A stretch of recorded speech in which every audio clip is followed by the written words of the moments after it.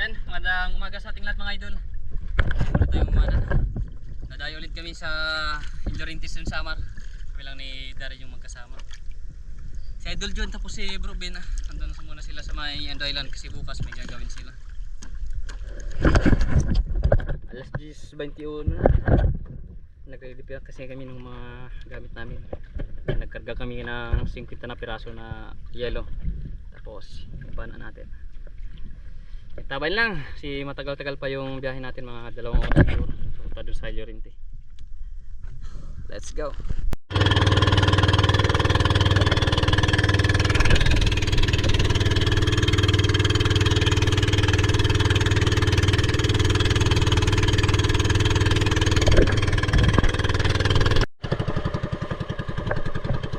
So, magandang tanghali mga idol.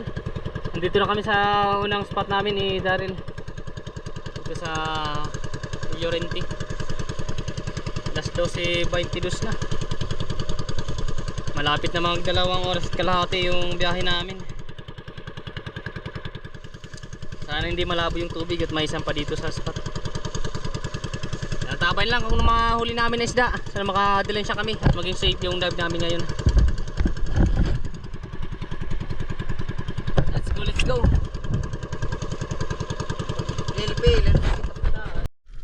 Sa dive natin ito mga idol, nandito lang tayo sa mababaw na area at dito nakakita tayo ng ilak, kaya ito na yung tinarget natin. Medyo may pagkamalikot lang ang ilak na ito kaya nahirapan tayo sa pagtarget. Pagtingin ko mga idol dito sa kanang bahagi natin, may ilak dito na nag-iisa, kaya ito na yung tinarget ko. Nag-change target lang tayo kasi ito yung medyo maamo, kaya nang maklose ko yung saktong distansya at tamang pagkakataon, agad ko na ito na tinira.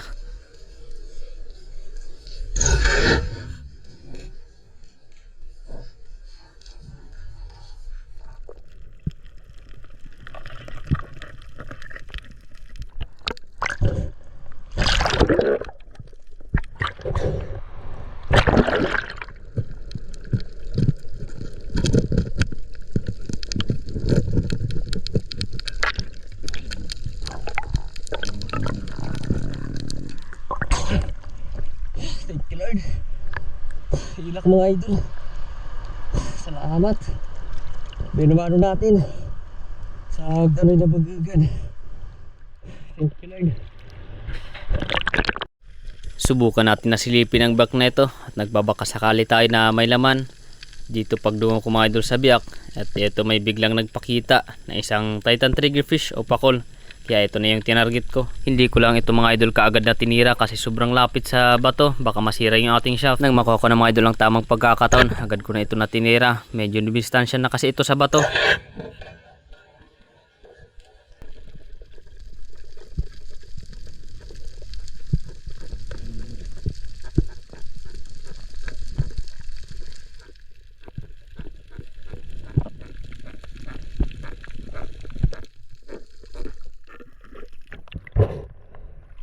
Thank you Lord.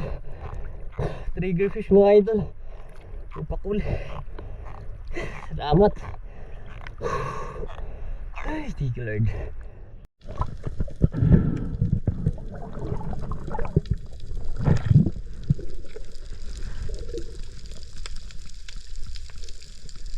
Sa pagsisid natin ito mga idol, nakakita tayo ng good size na peacock grouper. Hindi pa namin ito kalakihan pero ayos na ito na pangdagdag sa huli nating isda. Madalang kasi ang malaking isda kaya kumukuha lang tayo ng ganitong size. Nang maklose ko ng saktong distansya at tamang pagkakataon, agad ko na ito natinira. Sa pool mga idol, ito ang peacock grouper.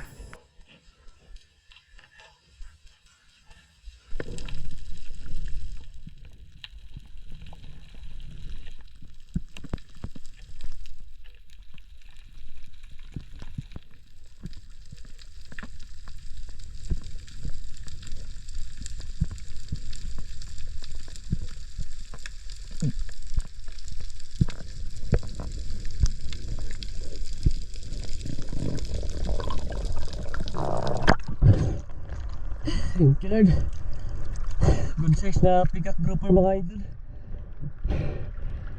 Ganda ng patama natin na spine shot. Thank you Lord. Salamat.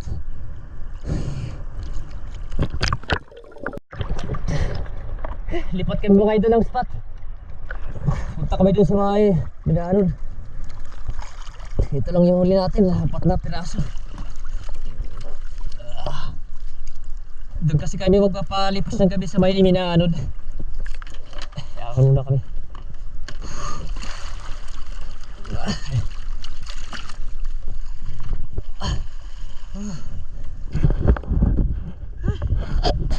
Hindi pa tayo. Right, second spot namin mga ito dito sa may Minaanod. Magre-ready na kami tapos dive na kagad. Sana makadagdag pa tayo sa mga huli natin kagina doon sa may Llorente. Sa pagsisid natin ito mga idol, dito tayo sa ibabaw ng bato na ito. May nakita kasi tayo ng grupo ng mga ilak at 3 pirasong sweet lips. Kaya agad tayo na pumesto dito sa may bato na ito. Medyo malayo kasi yung pinipesto ng mga ilak at 3 pirasong oriental sweet lips. Kaya nag-ambush muna ako at naghintay ng tamang pagkakataon. Dito mga idol, may biglang nagpakita. 2 pirasong mamsa, nandun banda sa unahan, di lang makita sa camera natin.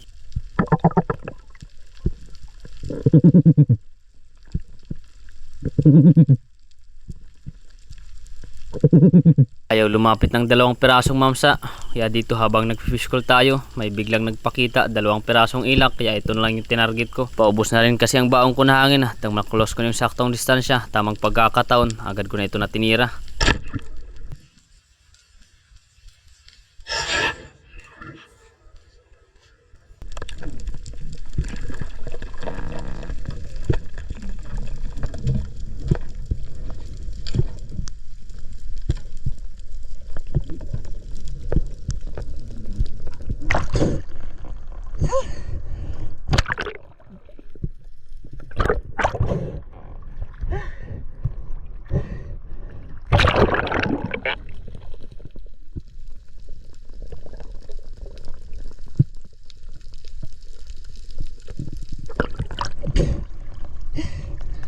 Hindi na ko idol. Thank you Lord. Ang aratin lang doon na nakakatapusan. Naghihibata na ako kinagalag pinara. Thank you Lord. Ito ang hindi natin mga idol inaasahan. Isang napakalaking luba o marble grouper ang biglang nagpakita. Kaya agad ko na ito na sinisid at agad ko rin ito natinira nang maklose yung saktong distansya at tamang pagkakataon. Napakaganda mga idol ang patama natin. Na stone shot natin itong malaking luba.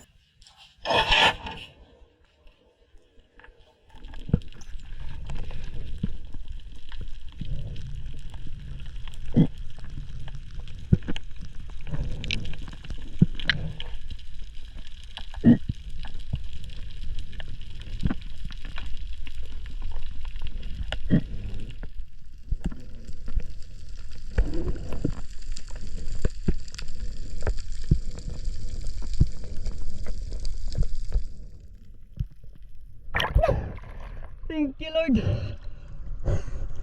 Napakabo mga idol. Bantulon. Bantulon. Laki mga idol oh. 9 na kilo rin siguro na luba. Laki. Buti lang napakabo. Napakaganda ng patama natin. Na-stretch natin itong luba. Thank you Lord. Salamat. Lagay muna natin sa bangka mga idol. Kasi mabigat na ito na dalhin. Thank you Lord. Salamat. Pagkatapos natin mga idol mailagay sa bangka yung ating malaking luba na napana, ito naman yung sumunod na isda na ating nakita. Isang luba ulit, nagtatambay dito sa may buhanginang, kaya agad ko na ito na sinisid at drinapshot ko na ito mga idol. Hinintay ko lang na maklose ko yung saktong distansya at tamang pagkakataon. Medyo malayo pa ang luba na ito mga idol at nang makita ko ito napapasok na sa butas, tinira ko lang kagad, buti lang tinamahan pa natin.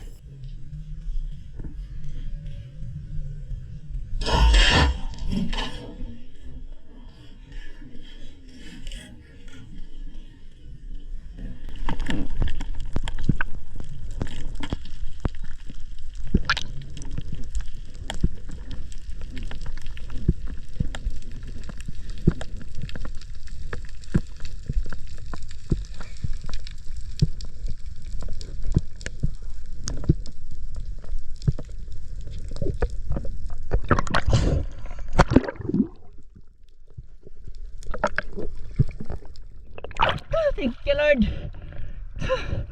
Akala ko di na natin tamahan kasi papasok na sa butas itong luba. Utang tinamaan pa natin. Thank you Lord, salamat. Alam ang luba natin ngayong hapon. Thank you Lord. Salamat, thank you Lord.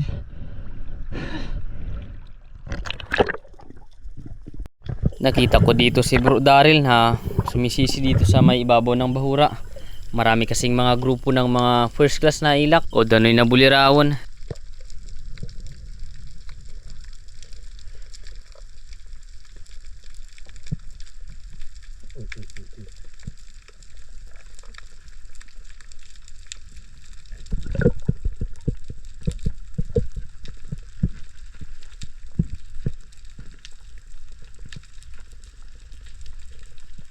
Kaso ayaw raw lumapit, kaya nag-resurface na lang si Bro Daryl.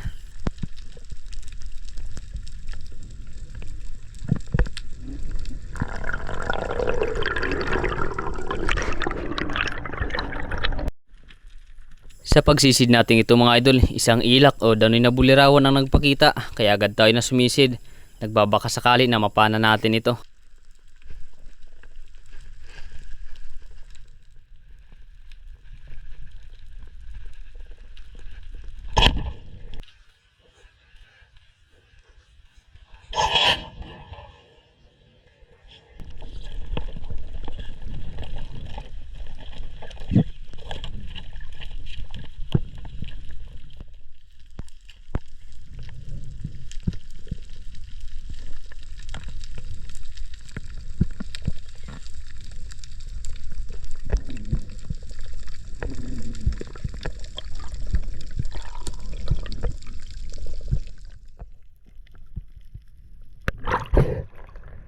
Thank you Lord. Ilak mga idol. Danoy na bulirawon. Salamat, thank you Lord.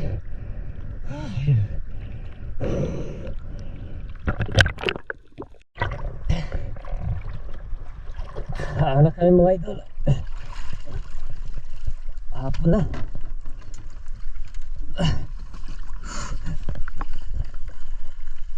Dito na yung huli natin sa bangka. Dalawang luba yung huli natin ngayong hapon.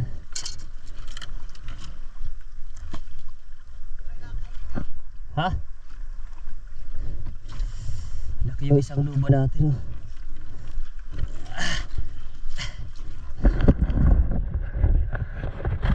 Yung luba natin kanina. Pero laki. Ay, laki. Yung isang luba natin. Tapos andun yung ilak. Pauna kami kasi magsaing pa kami ng kanin. Tapos magkape. Ano na yun? Alas 4, 5. Alas 5. Ano na? Alas 5:45 na. Okay. So mga idol, muha na rin si Daryl. Ayan o, yung huli ni Daryl ngayong araw. Kalating araw na pamana namin, nagsimula kami mga alauna hanggang alas 5:50. Yung huli ni Daryl may bayang, tapos dalawang indangan, tapos mga snapper, spotted snapper, dalawang ilak na. Ayos na. Ito naman yung huli natin. Laki ng luba, buhay po.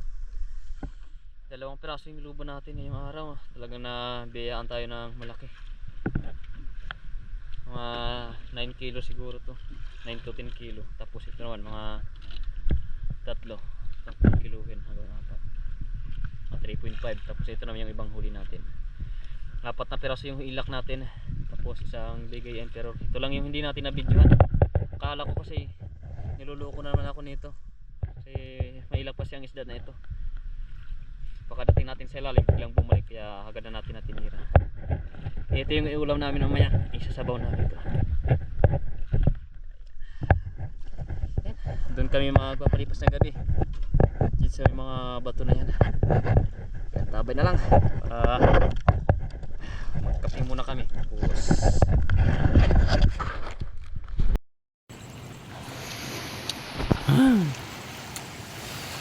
kaya na tayo mga idol. Ito na yung sinabawan natin na triggerfish. Oh, taba oh. Harap. Ang sabaw ng triggerfish.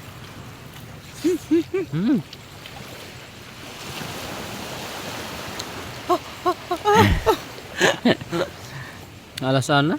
Alas 8:17 na. 18, 20. si 11. Matagal lang kami sa pagluto. Ito kami nagsaing. Mamaya maghahanap pa kami ng pagtatalian namin ng duyan.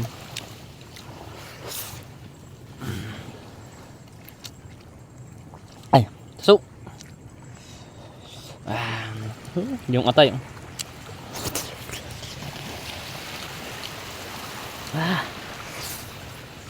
Kain para lumakas.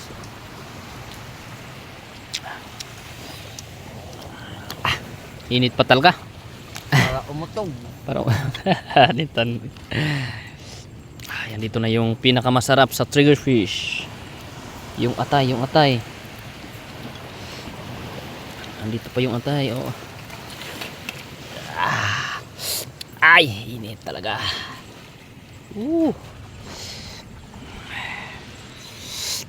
Ito na yung atay, oh.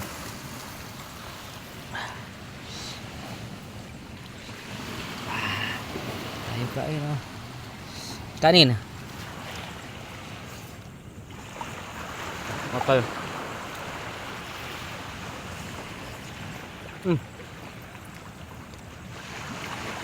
Kait. Tapos mag-up doon. Opo. Wala.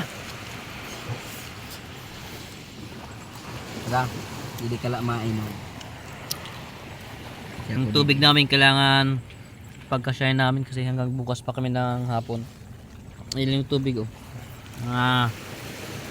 2.5 dangkal na lang yung ano na. Mga 1 litro lang siguro yan. Isang ano, 1.5 siguro. Ito kasi ayaw magdala ng madaming tubig. Yan, pagkakasyahin na lang namin yan. Tapos ito yung sabaw. Siyempre higupin natin yan. Kain tayo mga idol.